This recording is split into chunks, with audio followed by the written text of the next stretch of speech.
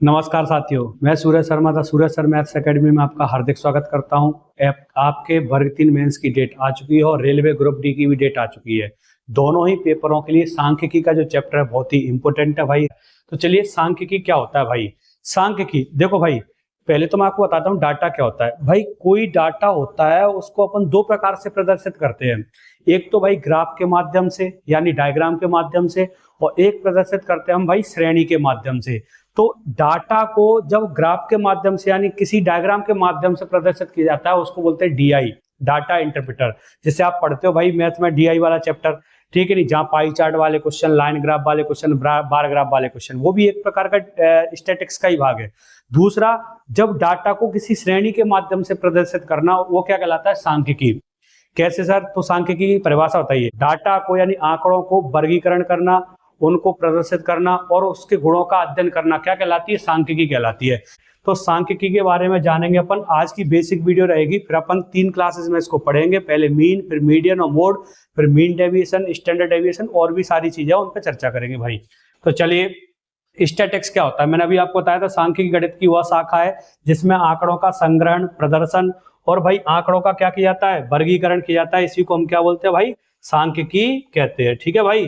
तो आंकड़ों का संग्रहण, प्रदर्शन और वर्गीकरण के गुणों का आकलन क्या कहलाता है भाई? सांख्यिकी कहलाया जाता है। यह गणितीय विज्ञान में, यह क्वेश्चन कई बार वर्ग 3 वगैरह के पुराने पेपरों में पूछा गया है कि सांख्यिकी है एक गणितीय विज्ञान। ठीक है, सांख्यिकी कैसा है? एक गणितीय विज्ञान है भाई। से मैथमेटिकल साइंस भी कहा जाता है। तो चलिए बात करते हैं पर भाई आंकड़ों के मापन के लिए। तो उसमें मुख्य प्रकार के 2 प्रकार के डाटा होते हैं, 2 प्रकार की केंद्रीय प्रवृत्ति के मापों का प्रयोग किया जाता है, जिसमें एक तो होता है गणितीय माध्य और एक होता है स्थिति माध्य। यहाँ से क्वेश्चन बेटा वर्ग 2 के पेपर में पूछा गया था कि निम्न में से कौन सा स्थिति माध्य है और कौन सा नहीं है। तो सुन लो बेटा डर। तो मैंने क्या बोला? आंकड़ों के मापन के लिए मुख्यतः 2 प्रकार के गणितीय मापों का उपयोग किया जाता है। वो 2 प्रकार कौन कौन से? तो भाई देख लो, एक तो है मैथमेटिकल एवरेज और एक है पोजिशनल एवरेज। मतलब एक गणितीय माध्य, दूसरा कौन सा है? स्थिति माध्य। भाई गणितीय माध्य 3 प्रकार का है। कौन कौन सा? अर्थमेटिक मीन यानी अंकगणितीय माध्य, ज्यामितीय मीन यानी जियोमेट्रिक मीन यानी ज्यामितीय माध्य, और हार्मोनिक मीन यानी हरात्मक माध्य। भाई तो 3 प्रकार के अपन माध्य पढ़ेंगे। तो गणितीय माध्य कौन सा भाई? मीन। कौन सा है? मीन। और स्थिति माध्य कौन सा है? ये 2 प्रकार का है, मीडियन और मोड। तो आप बस इतना याद रखिए भाई कि केंद्रीय प्रवृत्ति के 2 प्रकार के माप है। कौन कौन से? एक तो मैथमेटिकल यानी गणितीय माध्य और एक स्थिति माध्य यानी पोजिशनल एवरेज। दोनों ही एवरेज है, ये भी एवरेज है, ये भी एवरेज है, पर ये स्थिति माध्य अभी क्या है, थोड़ी देर से चर्चा करते हैं। बस आप याद रखिए कि पोजिशनल एवरेज कौन से होते हैं, स्थिति माध्य कौन से है? मीडियन और मोड। तो सबसे पहले अपन चर्चा करेंगे बेटा मीन पे। और मीन बेटा कुछ नहीं, माध्य भी एक प्रकार का एवरेज है। क्या है? एवरेज। तो आप ऐसे बोलो, मीन बोलो चाहे इसको एवरेज बोलो, एक ही बात है भाई। 3 हो गए, 3 प्रकार के माध्य। चलिए अब बात करें, अगर 2 संख्या यानी 2 पॉजिटिव नंबर दे रखे हमें, 2 पॉजिटिव नंबर दे रखे हमें ए और बी, अगर इनका मुझे एम निकालना यानी अंकगणितीय माध्य निकालना, तो अंकगणितीय माध्य क्या होता है भाई? दोनों को जोड़ के 2 का भाग। मतलब आपने एवरेज नहीं पढ़ा। एवरेज क्या होता है? राशियों का योग बटे राशियों की संख्या। तो जब 2 संख्याएं ए और बी, तो इनका माध्य क्या होगा? तो आप बोलोगे राशियों का योग बटे राशियों की संख्या। संख्या 2 है तो ए और बी दोनों को जोड़ा, 2 का भाग। जियोमेट्रिक मीन क्या होता है? जियोमेट्रिक मीन तो रूट के अंदर दोनों संख्या भाई। ठीक है। और हार्मोनिक मीन क्या होता है? 2ab upon a plus B. मैं इसको प्रूफ भी कराऊंगा जब सवाल कराऊंगा इन तीनों चीजों को। अभी आप याद रख लीजिए बस। या आप हार्मोनिक मीन को ये भी बोल सकते हो gm का स्क्वायर बटे am, आप ऐसे भी बोल सकते हो। चलिए अब इनका रिलेशन भी पूछा जाता है पेपर में, रिलेशन बिटवीन am, gm और hm। मतलब अंकगणितीय माध्य, ज्यामितीय माध्य और हरात्मक माध्य के बीच में संबंध क्या है? तो बहुत इंपॉर्टेंट है भाई, इस फॉर्मूले को आप याद रखें, am इंटू एच बराबर gm का स्क्वायर। इससे भी क्वेश्चन पेपर में आया था एमपी पुलिस के एग्जाम में, am इंटू एच बराबर gm का स्क्वायर। इसको आप याद रखें। हाँ, एक पॉइंट और है, बहुत इंपॉर्टेंट है भाई। देखो ऐसी भाषा वाले जो बातें वो आपके लिए बहुत इंपॉर्टेंट है वर्ग 3 वालों के लिए। यदि एक जैसी संख्या हो, am, gm, hm ज्ञात करना हो, तो हमेशा am या तो बड़ा होगा gm के या बराबर होगा, और gm हमेशा बड़ा होगा या hm के बराबर होगा। सर उदाहरण से समझा दो। जैसे मैंने बोला 8 और 18 2 संख्या है, तो इनका अंकगणितीय माध्य निकालूंगा, तो मैंने अभी आपको फॉर्मूला लिखा था am बराबर क्या है? दोनों को जोड़ के 2 का भाग। तो 8 18 बटे 2 तो 26 बटे 2 यानी कितना आ जाएगा? तो आप बोलोगे am आ गया 13। अगर मुझे यहाँ से क्या निकालना हो, जीएम, जियोमेट्रिक मीन निकालना हो, तो आप बोलोगे जियोमेट्रिक मीन क्या होता है, ये लिखा है फॉर्मूला रूट के अंदर ए बी, तो रूट के अंदर 8 इंटू 18, तो 18 144 आ जाएगा, और रूट के अंदर 144 क्या होता है, तो आप बोलोगे 12 होता है। सर क्या होता है, 12। अगर मुझे ऐसी एच एम निकालना होता तो एच एम क्या होता है, 2ab यानी 2 इंटू 8 इंटू 18 बटे ए प्लस बी यानी 8 प्लस 18। ठीक है भाई, तो ऊपर तो ऐसे ही लिख दो 8 दूनी 16 इंटू 18, और नीचे 8 प्लस 18 क्या हो जाएगा 26, 2 से काटेंगे 13, 2 से काटेंगे 8, तो 144 बटे 13 और भाग दूंगा 13 का, तो कितना आ जाएगा 13 एकम 13, और कितना बचेगा भाई 1 बचेगा, और 13 एकम 13 11 पॉइंट समथिंग आएगा। तो भाई ए एम आ गया 13, ए एम कितना आ गया बेटा 13, यहाँ लिख देता हूँ, ए एम आ गया 13, और जीएम कितना आया है, आप बोलोगे जीएम आ गया 12, और एच एम कितना है, आप बोलोगे 11 पॉइंट समथिंग।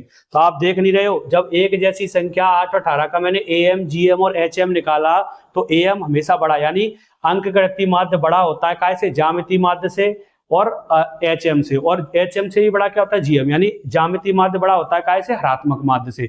तो जब एक जैसी संख्याओं का अंकगणितीय माध्य, ज्यामितीय माध्य और हरात्मक माध्य निकालते हैं, तो सबसे बड़ा क्या आता है, अंकगणितीय माध्य। या तो बड़ा होगा या बराबर, लेकिन छोटा कभी नहीं होगा। तो ये क्वेश्चन ऐसे ही आया था, बताओ निम्न में से कौन सा कथन सत्य है, और तीनों का रिलेशन ऐसे बना के दिया था। तो ये छोटी छोटी चीजें जो बेसिक होती है, वो कई बार पेपर में हमसे गलत हो जाती है, तो वो गलत नहीं होनी चाहिए बेटा। आप इन सब चीजों के स्क्रीनशॉट लेते जाना। चलिए नेक्स्ट अपन बात पर चर्चा करते हैं भाई माध्य मध्य का बहुलक के बीच में संबंध। अब तो माध्य मध्य का बहुलक के रिलेशन से भी क्वेश्चन पेपर में पूछे जाते हैं। तो क्या होता है, बहुलक बराबर, बहुलक को बेटा जेड से रिप्रेजेंट करते हैं, आप इसको याद रखो, या कई बार जेड को काट के भी लिख देता है। तो जेड बराबर क्या होता है भाई, 3 इंटू मीडियन, मीडियन को बड़ी एम से रिप्रेजेंट किया जाता है, अभी याद रखो, और 2 इंटू मीन, मीन को एक्स बार से रिप्रेजेंट किया जाता है। तो पेपर में फॉर्मूला ऐसे भी लिख के आ सकता है, और पूरा डिटेल में भी लिख के आ सकता है। तो जिनका इनका रिलेशन क्या होता है, ये पेपर में कई बार पूछा गया है। मोड बराबर बहुलक बराबर 3 गुणा median minus 2 into mean. Sir याद कैसे रखेंगे, तो देखो बेटा, मीडियन मीन से बड़ा नहीं लग रहा आपको, बहुलक बराबर, ये तो आप याद रखो, बहुलक बराबर, बहुलक बराबर क्या होता है, इनमें कंफ्यूज होते हैं, 3 का गुणा कहाँ करें, 2 का गुणा यहाँ करें। तो सुन लो बेटा, मीडियन बड़ी है तो बड़े का गुणा, मीन छोटे अंकों का है तो छोटे का गुणा, मतलब मीन में कम अक्षर है इसलिए कम का गुणा, मीडियन में ज्यादा अक्षर है इसलिए ज्यादा का गुणा। घटाएं सर कौन सा, तो आपको पता है बड़ी में से छोटी घटाई जाती है, तो आप ऐसे याद कर सकते हो, मोड बराबर 3 into median minus 2 into mean. तो इस रिलेशन का स्क्रीनशॉट ले लें बेटा ध्यान से। चलिए अब बात करते हैं सर डाटा क्या होता है। भाई आंकड़े क्या होता है, तो 2 प्रकार के आंकड़े आपको इसमें पूछे जाते हैं। एक तो ग्रुप डाटा, भाई ऐसा डाटा जो ग्रुप में दे रखा है, एक अनग्रुप डाटा, ऐसा डाटा जो अनग्रुप है, मतलब ग्रुप में नहीं है। तो जैसे बिखरा पड़ा हुआ है डाटा जो इकट्ठा है, एक प्रकार से वर्गीकृत है, तो इसको बोलते हैं भाई वर्गीकृत डाटा। और एक होता है अवर्गीकृत डाटा, इसको हिंदी में बोलते हैं अवर्गीकृत डाटा। भाई क्या बोलते हैं, अवर्गीकृत डाटा, अवर्गीकृत डाटा, ठीक है, इसको बोलते हैं वर्गीकृत डाटा भाई, ठीक है, जो वर्ग में है भाई, कैसा है, इकट्ठा रखा हुआ है। तो देखो ये इकट्ठा नहीं है, इसमें अपन को ढूंढना पड़ेगा भाई 62, 53, 51 कौन छोटा कौन बड़ा। यहाँ सीधा डाटा कैसा है, ग्रुप में भाई, कि 1 से लेके 10 तक की संख्या कितनी बार आई है, 2 बार आई है। फ्रीक्वेंसी का मतलब होता है बेटा बारंबारता, अभी मैं बता देता हूँ, वैसे इन पर चर्चा करेंगे, बारंबारता, ठीक है, बारंबारता का मतलब होता है बार बार आना। तो 1 से लेके 10 तक की संख्या भाई कितनी बार आई है, 2 बार। 11 से 20 तक की संख्या 7 बार आई है। 21 से 30 तक की संख्या 10 बार आई है। तो यहाँ पे डाटा कैसा है, ग्रुप में है, और यहाँ डाटा अनग्रुप में है। तो ऐसा डाटा जो भाई बिखरा पड़ा है अनग्रुप डाटा होता है, ऐसा डाटा जो एक सिस्टमेटिक तरीके से सेट है, इसको बोलते हैं ग्रुप डाटा। तो अभी तो चलिए आगे बढ़ते हैं। देखो माध्य क्या होता है, थोड़ी सी परिभाषा, क्योंकि सबसे पहले बेटा अपन क्लास पढ़ेंगे माध्य की, काय की पढ़ेंगे, माध्य की। तो आज पहले माध्य का बेसिक समझ लो, कल अपन इन पर सवाल करेंगे। माध्य क्या होता है, माध्य केंद्रीय प्रवृत्ति की माप है, अभी पढ़ा था। सेंट्रल टेंडेंसी 2 प्रकार की थी, बताओ कौन सी, एक तो मैथमेटिकल एवरेज और एक पोजिशनल एवरेज। तो ये भी एक प्रकार का केंद्रीय प्रवृत्ति का माप है, इसे गणितीय औसत या अपेक्षित मान के रूप में भी जाना जाता है। सीधी बात है, इसे मैथमेटिकल एवरेज कहा जाता है। भाई मुख्य प्रकार अंगगणितीय, ज्यामितीय और हार्मोनिक मीन, इसके 3 प्रकार मैंने अभी आपको बताए थे। भाई अनग्रुप डाटा अगर अपन को हो तो माध्य कैसे निकालते हैं, कुछ नहीं, इनसे डरा मत करिए भाई। एक्स बार का मतलब होता है एवरेज, यानी माध्य। माध्य बराबर क्या होता है, x1 x2 x3, मतलब कोई डाटा दे रखा है तो उस डाटा का योग राशियों का योग बटे राशियों की संख्या। मान लो n संख्या है तो n का क्या दे देंगे, भाग।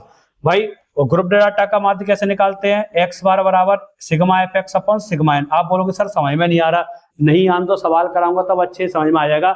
बस आपको याद रखो मीन क्या होता है, राशियों का योग बटे राशियों की संख्या, सम ऑफ ऑल ऑब्जर्वेशन बटे टोटल नंबर ऑफ ऑब्जर्वेशन, या सम ऑफ ऑल प्रोडक्ट बटे टोटल नंबर ऑफ प्रोडक्ट। आपको ऐसे याद रखना है।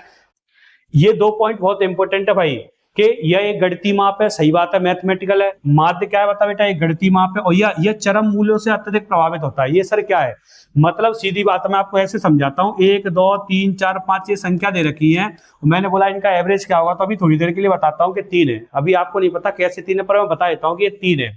अब मैं आपसे बोल लूं, इससे मैंने कोई बड़ी संख्या ले ली यहाँ पे और एक मैंने आपको यहाँ छोटी संख्या ले ली, ठीक है, तो एवरेज क्या होगा। तो अब आप बोलोगे सर एवरेज क्या होगा, अब आप बोलोगे राशियों का योग बटे राशियों की संख्या करोगे तब भी एवरेज क्या आएगा 3। तो एवरेज का कोई फर्क नहीं पड़ा। लेकिन अगर मैं चरम मूल्य मतलब मैं बड़ी संख्या ले लूं या छोटी संख्या ले लूं तो एवरेज अत्यधिक प्रभावित हो जाएगा। मतलब मैं छोटी संख्या नहीं लेता, जैसे ही मैं एक बढ़ाया यहाँ पे 6 तो अब ये प्रभावित होगा कि नहीं होगा, तो इसी को बोलते हैं चरम मूल्यों से अत्यधिक प्रभावित होना भाई किसी डाटा को। तो एवरेज सबसे ज्यादा चरम मूल्य से प्रभावित होता है भाई।